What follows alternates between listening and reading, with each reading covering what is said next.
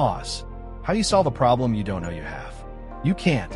One of the biggest challenges facing young entrepreneurs is that often they've had no prior experience working inside a successful company.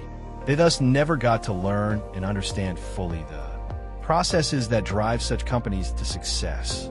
Unless they fully appreciate this handicap and seek ways to mitigate the knowledge deficit, they find it difficult to fully scale the business. In the United States and Israel, for instance, they have long realized that young entrepreneurs may have brilliant innovations, but they may lack the skills of process, the toughest skill to acquire. Venture capitalists who fund startups create support structures including training, mentors, and even provide skilled managers to help scale, make the business bigger. This was the problem that initially led to the sacking of Steve Jobs. Listen to the podcasts on companies like Google, Facebook, eBay, Starbucks. You will see how entrepreneurs teamed up with skilled executives to help them scale their businesses. If you're now running a business and you fall into the category of those who started without prior institutional knowledge, this one is for you. Pay real attention to it, because this may be the reason you are actually not able to grow very big, even though there's lots of demand for what you sell. You must find the people to help you, but you must also humble yourself to study management, because it is not just a collection of clever, educated people. When you understand the science of organizational design and management for growth and profitability, only then are you on your way to building a multi-billion-dollar organization. You need help, but how do you get organized? As I pointed out in a comment last week, I discovered after 2 years of near chaos how to get scaled. You get the right people, even if it means giving them shares and profit share to get them on board. These people must have experience in building process, particularly financial management.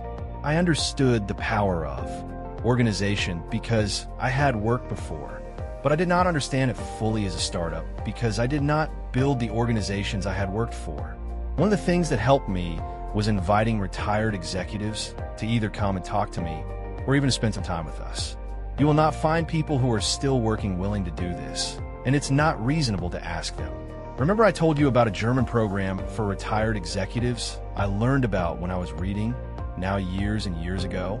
Reading is something you must do without ceasing. Well, I wrote to them, and they sent and paid for a guy who spent 6 months with me in Zimbabwe. He shared my office and shadowed me everywhere. He also ran coaching sessions.